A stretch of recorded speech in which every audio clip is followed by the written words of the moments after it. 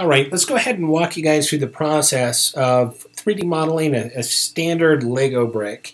You can see that I have my scene set up here, and I have my side ortho reference, and I have my top ortho reference. And if we take a closer look at those, in the reference right here, it's the standard 8-post Lego brick, probably the most common Lego brick that there is. And then you can also see that this dotted line provides us with a glimpse of the internal structure.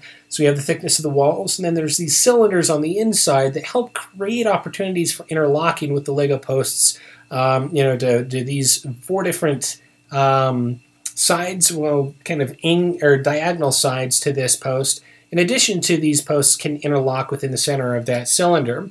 If we come over here and take a look at this from the side, this is as if it were a cross section. So we still have the thickness of the walls on the top and on the sides. And then these right in here represent those internal structures to our Lego brick. So to get started, I'm going to hop over to the top view. And I'm actually going to start modeling outwards from one of these posts right here. So I'll just go ahead and grab the cylinder, or the polygonal cylinder tool, and go ahead and scale that so it approximately matches my reference. Maybe scale this down just a little bit. I'm not going to do that with the input. I'm going to use the scale tool to do that. And I also don't want to work with a subdivision axis of 20. I'm actually going to turn that to a subdivision axis of 8. The reason for that is because it would be easier to kind of model outwards into these rectangular shapes and edge flows that we're going to need to have by keeping this subdivision axis count down.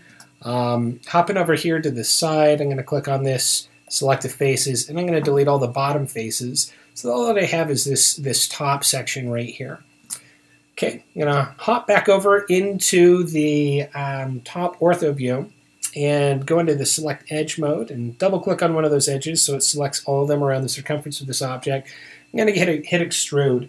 Now, sometimes I like using this manipulator tool that comes along with the extrude option, but a lot of times I actually just like to use the regular world-based tools, the translate, the rotate, the scale. In this particular instance, I'm just going to use regular scale. Now, for this to work correctly, you need to make sure that your poly extrude options are set to divisions of 1.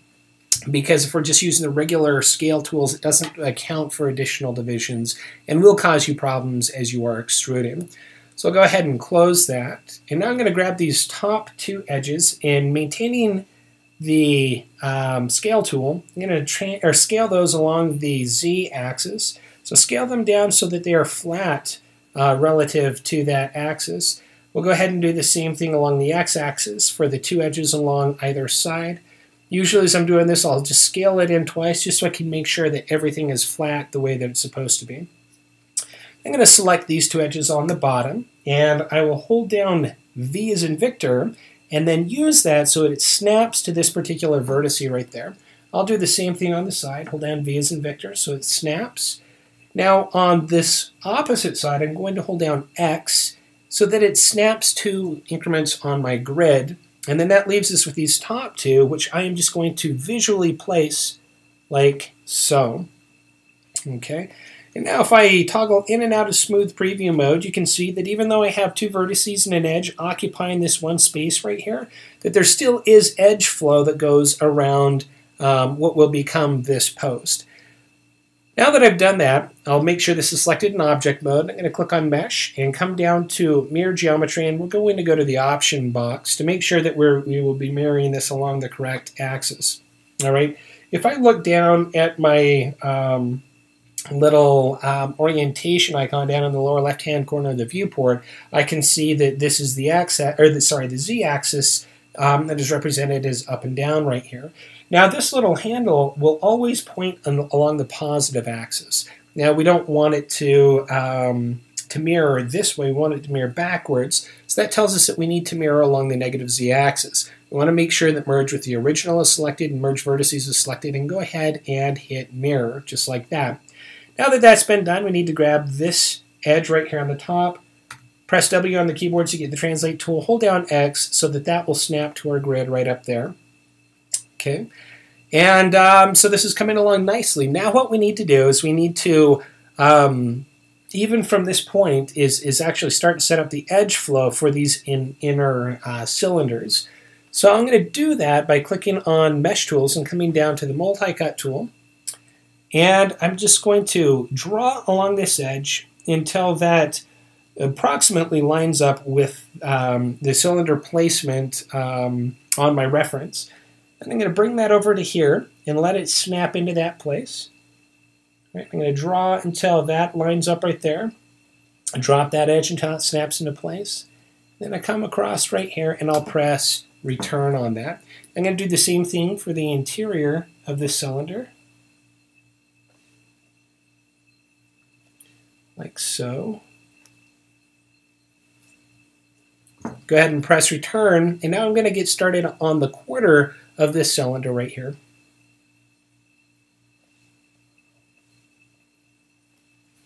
Return. And return. Okay. Now let's go ahead and do a little bit more mirroring. So I have this selected in object mode. Since the last time we mirrored it was along the negative z-axis, we want to mirror it along that axis again. So I'll just click on Mesh and simply select Mirror Geometry. So it's mirrored it up that way. I'm going to just hop into Smooth Preview mode by tapping 3 on my keyboard, just to make sure that everything's working the way that it's supposed to, that the geometry isn't deforming oddly.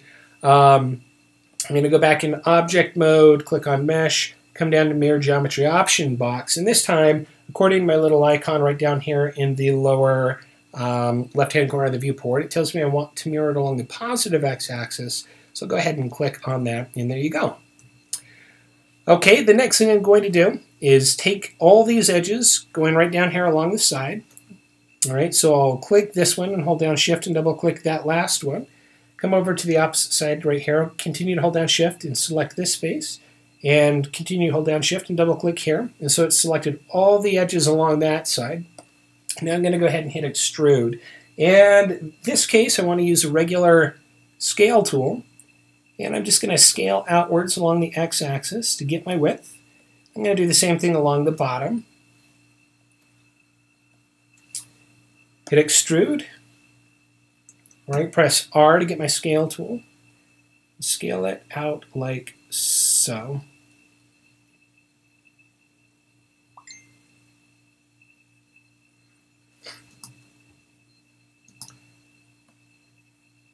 Okay, go into object mode, and there we go. Everything's mapped out, so we could really just get started quickly and have this Lego brick really put together with just a couple of extrusions. Okay, so coming in from the side, you can see my pivot point is kind of poorly placed relative to the geometry because it's placed as per the original cylinder that I created. To fix that, just click on Modify and come down to Center Pivot. I'll put it right there in the middle. And I'm actually going to move this piece of geometry down so it actually aligns with the top of the inside of this brick. The reason for that is because as I extrude and pull this upwards, the normals, or the outward-facing faces, will be in the correct orientation. If I go the opposite direction, you can see that it turns the normals inside out.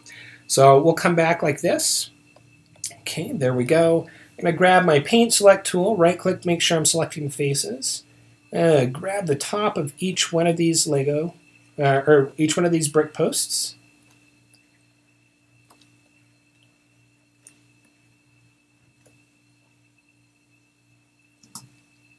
Okay, come in here from the side, hit Extrude, grab the blue Extrude Translate handle, and go ahead and move that up and position it like that. Okay, and there we go. That's looking good. Now, if we go into Smooth Preview mode, it kind of starts to look like a weird deformed muffin tin. So we need to insert some additional edge loops. Now, I'm going to do that once again from the side. And I'm going to press 5 on my keyboard so it goes into the shaded view. I'm going to click on shading in the viewport submenu and come down to X-ray so that I can see through to the reference behind it. Now I'm going to click on Mesh Tools and come down to Multicut. And I'm actually going to click off to the side of the model and then drag this line out. Now if I hold down Shift, it will actually snap to angled increments. But when I release that, it's going to work like the Multicut tool did in Maya 2015. And now everything that happened to fall within that line, it was actually, we inserted an edge loop or cut an edge loop through all of that geometry. So that applied it equally to the all 8 tops of this Lego brick. So let's come here and do the same thing for the bottom. All right along like this. So I go back into smooth preview mode, and now it's actually holding its form really nicely. Okay. Now let's come to the underside of this and select everything that needs to be extruded down. So I'm going to go into select face mode. I'm going to click this, select this face, shift, double click the face at the end of the selection, shift double click, and shift double click right there. Okay. Now for these cylinders, I'll just continue to hold down shift and select that one and then shift double click.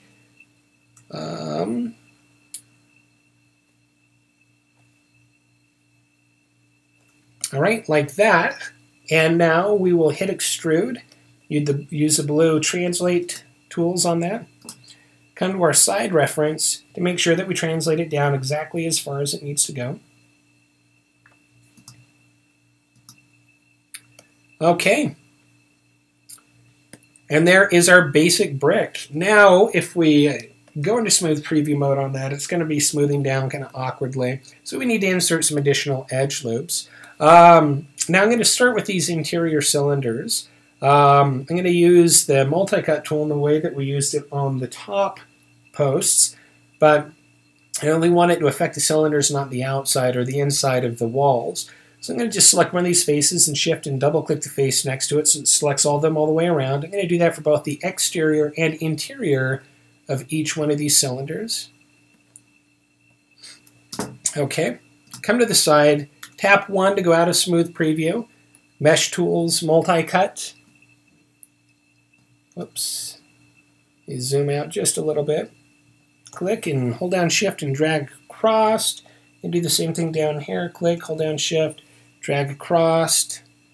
And you can see that it only applied that to the faces that were selected.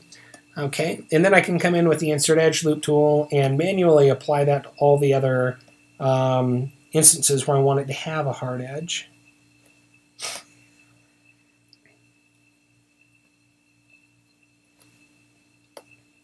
Okay, right here on the bottom, right there on the bottom. Okay, so if I back up, things are looking rather decent. Okay. Now, I'm going to just turn my orthos off. I don't really need to refer to those anymore. But one thing that you will probably notice is on the inside of these Lego bricks, this is rounded where it really should have a harder edge.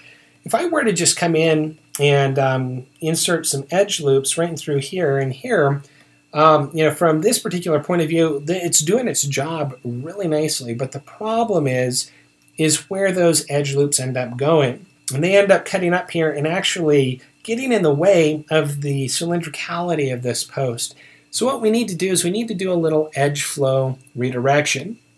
Now, the best way to teach this edge flow redirection is to actually do it on a plane. So I'm going to draw out a new plane right here.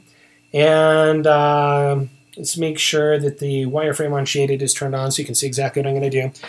Because I'm going to add, let's see here. See what happens. 4 divisions. I think 4 divisions should be sufficient right here. Now on the subdivision height, I'm actually going to add in 3 on the subdivision height. Now with this edge flow redirection, what we can do is we can keep the mesh density more dense right here, but we can actually have it be less dense as it comes up to the top. Let me change this width subdivision. Just kidding. I'm going to leave it as is. Ignore me. So going back to what I was saying, we can have it be 4 faces across right here, but we can actually have it end up being 2 faces across up at the top, but still maintain good edge flow without just simply deleting edges and creating 5-sided, 6-sided faces. To do so, I'm going to grab the Multicut tool once again. I'm going to start in this upper corner, and I'm going to click, and I'm going to hold down Shift, where it comes about the 50% mark right there. And I'm going to click right here and right here. And then I'm going to come back up to the top like this. Okay. Now you can see that I created a 3-sided face here, but all the rest are 4-sided faces. The reason for that is we're just not quite done yet, because now I actually need to grab this edge and that edge. I'm going to hold down, I'm going to hit Control and Delete, so it does delete edge and vertice. And now what I've done is I've taken these 2 outer edge loops as they run up like this, and I've directed them back on top of themselves. So, you know, with an edge flow, if I go back to the mini brick, or to the Lego brick, if I select one of these faces right here and shift and double click the face next to it, it'll select all the faces that fall within that edge flow. And so you can see, because these are all 4-sided faces going that one direction, that it runs around the entire circumference of this brick. But now with this new piece, if I select this face and I hold down shift and double click the face next to it, it should select the faces within that edge flow. And now what's happened is, because we've redirected it back into itself, that's why we end up with just the two faces right up here, which if I extrude them out, you know, like so, and then I come in and I select this face, whoops, I'm in select edge mode, select this face and hold down shift and select the face next to it, you can see that edge flow runs up along that way, or it runs across like this, but additionally it loops back on itself. I hope that makes sense. And the tricky thing is we're going to take this principle that we have going on right here, we're actually going to apply it to a corner, which will make it a little bit more tricky. But just bear with me. And hopefully as you do it, you'll see it, and as you implement it, you'll understand exactly what it is that you're doing. So now, in preparation to this, I'm actually going to come in and adjust some the way that the geometry lays in each one of these post kind of vestigial posts, if you want to look at them that way, because, you know, the edge flow is set up here and we just are not using it on the bottom the way we used it on the top. So we don't need it to come into these pie slices. Actually, I can come in and take each, you know, every other edge right here on the diagonal in these pie slices. And I'm going to do this for all 8 of these.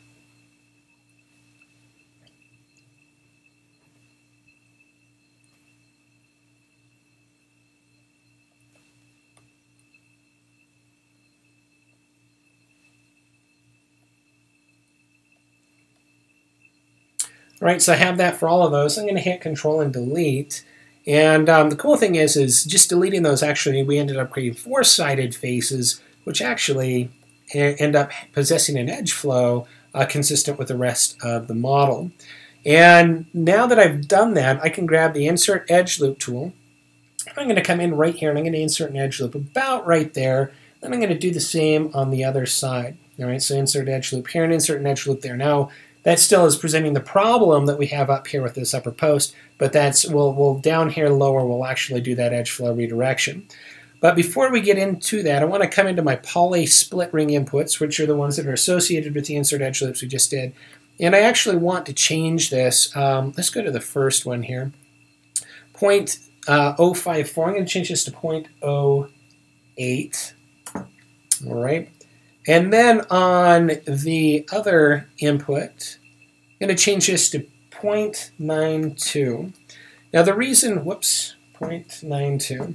Now the reason why I did it this way is because I want these edges to be equidistantly placed. But with this one being 0.08, it's calculating the distance actually from this edge right here to there. And the reason why this one is 0.92 is because it's calculating the distance from this edge to here. And now both of them end up being a distance of 0.08. It's just whether we're adding that to 0 or subtracting that from 1. All right. I'm going to do that over here on the other side.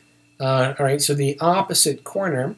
And then what should happen is that should account for all 4 corners. So insert an edge loop there, insert an edge loop here. Come to that poly split ring. So 0.08 for that input, and then poly split ring 10. 0.92, right, for that one. And then where the edge flow that came from the original corner, collides with this edge flow right there, it ends up accounting for this corner. and the same thing on that back side. Okay, so to do this edge flow redirection, I am going to click on the Mesh Tools and come down to the Multicut tool.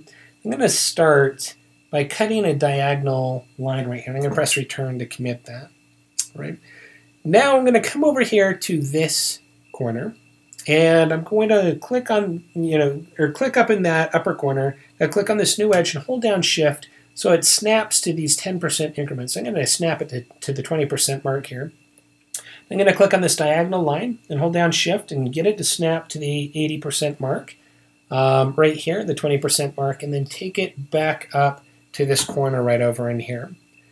Now what we've done is we can take this edge flow as it comes down here and comes up like so and redirect it at 90 degrees to where it comes to this diagonal edge, redirect it at 90 degrees and redirect it back into 90 degrees and keeping it contained within the interior of this Lego brick. And now we just need to do a little cleanup. So I'm going to select this edge and select that edge and select this edge right here and hold down Control and hit Delete so it deletes the edges and the vertices. And now we just take the residual edges, make sure you're selecting the right stuff, and hit Control and Delete. And everything right here ends up remaining four-sided faces. If you just want to see exactly what's going on, select this face, hold down Shift, and double-click the face next to it, and you can see, how the directionality is working on that selection now. All right, and it doesn't perpetuate itself and push itself here up and over the top, where it would compromise the cylindricality of this particular cylinder. All right, so let's do the same thing with the remaining three corners. So we'll go get it back out of smooth preview mode. Start with the diagonal. Come across, press Return, come to this corner, hold down Shift, 80%, 80%, 80%, back up to that corner, delete, clean up the edges. Make sure you're selecting the right edges. You don't want to be accidentally deleting the wrong stuff. Okay, let's clean up the residual things. Control and Delete to do Delete Edge and Vertice. Go into Smooth Preview mode to make sure that's working. Okay, let's come across to this one. I'll do this one without the same kind of commentary.